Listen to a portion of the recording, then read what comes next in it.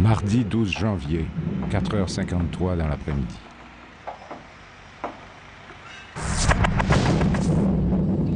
Tremblement de terre de magnitude 7.3 secoue le département de l'Ouest, où réside 40% de la population nationale, ainsi qu'une partie du sud-est d'Haïti. La moitié des maisons s'effondrent comme des châteaux de cartes. Dans certaines villes comme Léogane, jusqu'à 90% des maisons sont détruites.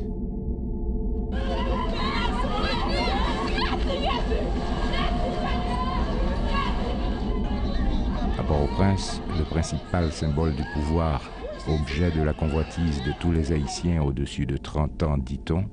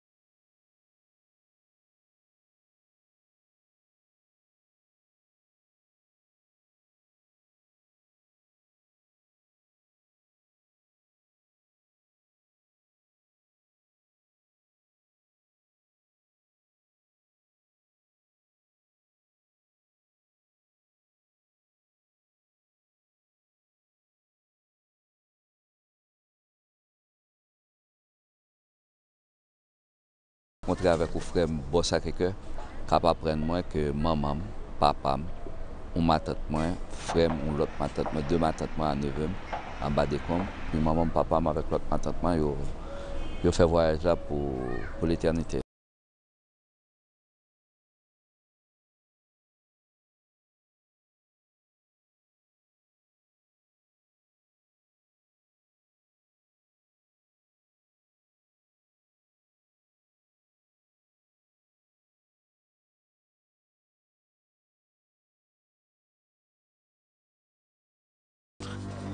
c'est le signe que le cœur du pays bat encore.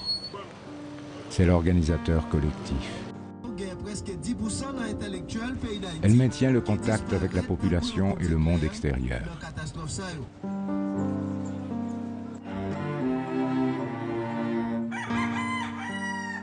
Mercredi 13 janvier. Port-au-Prince se réveille, mais pas de son cauchemar.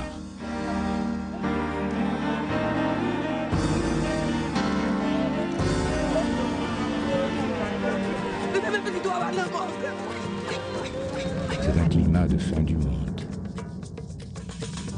Les organes de l'État sont tétanisés. Les principaux ministères s'écroulent. Personne pour donner la moindre directive sur ce qu'il faut faire. Si cadavre la mourir depuis hier, des terrains dans le béton, on mettre là. Pas de raison, et puis pour l'État, pas venir prendre, ou même ou décaladal, moi-même décaladal. L'État pas raison, et puis pour le râler, mon dal, non. Avec des bon Dieu qui fait affaire, il y a des bon Dieu qui attendent tout, et puis pour gérer cas négatif. Laissez la mort fin arrêter, pas aucun côté de café. Tout janvier 4 sacriven, un tremblement de terre. Il y a des gens qui ouais, famille tout fou, en bas des comptes, bourgeois tout. Cadavre dans toute la rue, y grande petit, on seul petit ya. J'ai pété, bras cassé, main coupé, tripoté, sans couler d'un coup d'eau. Gagné ça, tracté, gagne point, y'a jeté, yo. Les citoyens commencent avec leurs mains nues et des instruments rudimentaires à tenter de sauver des survivants sous les dégâts.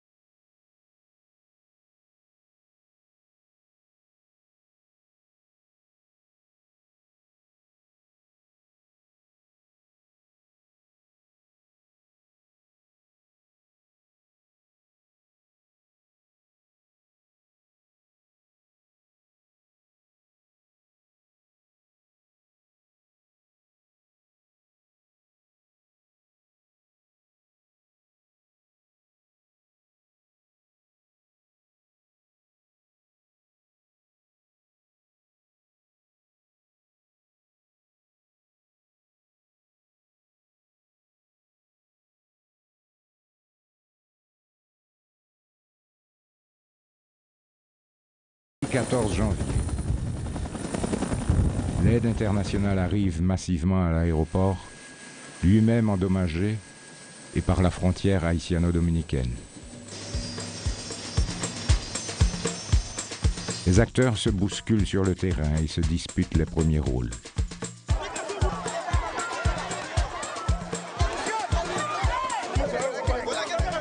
Les goulots d'étranglement se multiplient. L'aide tarde à arriver à la population. Nous n'avons pas jamais distribué l'aide pour nous, ni pas jamais pour nous don. Tout le monde nous fait retour, nous pas venir. Faut pas dire mon pas chercher pour manger parce que il va pas rien même. Rien pas jamais fait vraiment. Rien, pas que c'est pas rien du tout. Et bon amis regardez. T'es mettre bourgeois, pour malheureux ou souffrir. Nous tous réunis postés sous place n'a demandé jour ministre pour passer les bon Dieu va nous manger parce que nous tout t'a souffrir. Gardons doublement. C'est nos Haïti à cité. Non Haïti à cité. Haïti crasé. Haïti. Et en vérité, moi dis nous tout là. Oui, nous trop lents depuis après 200 ans. Nous pas jamais lever puis nous faut pas en avant. Oui, nous trop lents mais pas de pays sans plan. On est à la 50e réplique. Le peuple réagit spontanément cependant. Mettez mes gauches en l'air, passez mes doigts derrière, ça l'a fait. Les animateurs s'improvisent. Il y a l'enregistrement, plus que 37 personnes qui sont maman sans papa là, qui en bas des comptes.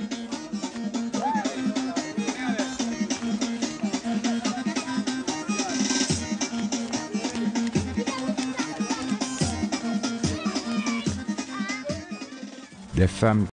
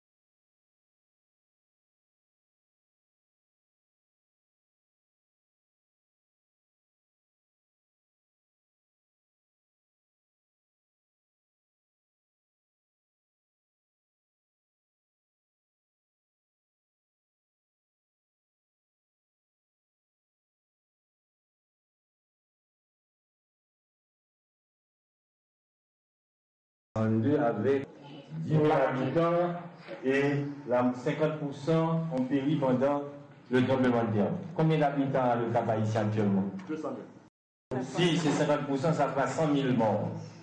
C'est face à un danger pareil que beaucoup de citoyens ont décidé d'organiser une marche le 17 juillet à partir de la statue de Dessalines, qui est le père de la patrie, pour dire que nous ne voulons pas qu'au prochain séisme, il y ait au Cap Haïtien 100 000 morts.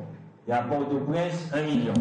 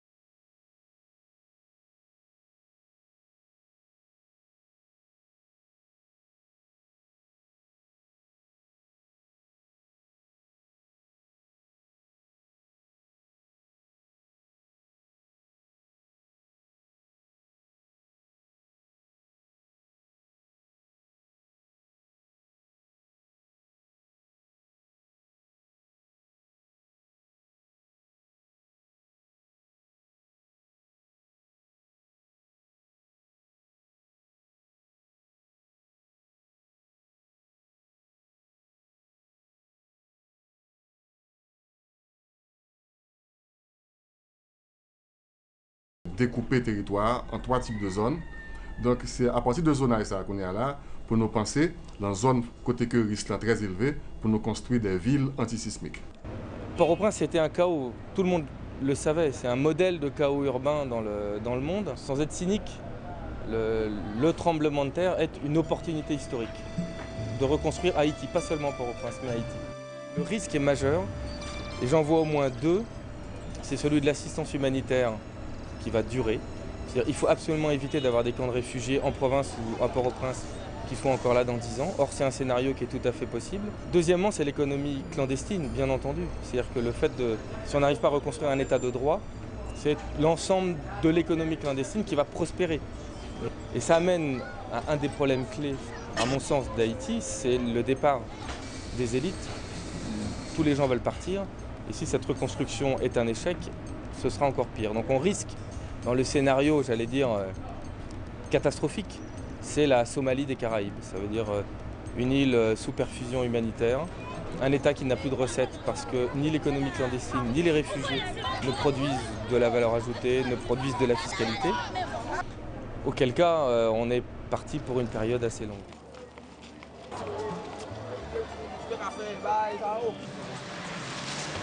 Il y a aussi l'avenir auquel il faut penser. Allons-nous sombrer totalement dans l'irresponsabilité, le fatalisme, la corruption, la médiocrité, la déchéance, et rester sous la décombre en reconstruisant des villes pires que celles d'avant? Ou allons-nous ressurgir sur des fondations sociales, économiques, politiques, culturelles, écologiques, nouvelles et durables? Les fleurs pollinisées par les insectes comme les abeilles et les papillons. Les fleurs pollinisées par les insectes comme les abeilles et les papillons. Les attirent par leur couleur. Les attirent par leur couleur. Oserons-nous bâtir un pays pour tous ensemble, avec plus d'audace et d'imagination? Un pays où le pouvoir et l'argent ne soient plus une fin en soi, mais l'instrument du bonheur d'un peuple qui le mérite.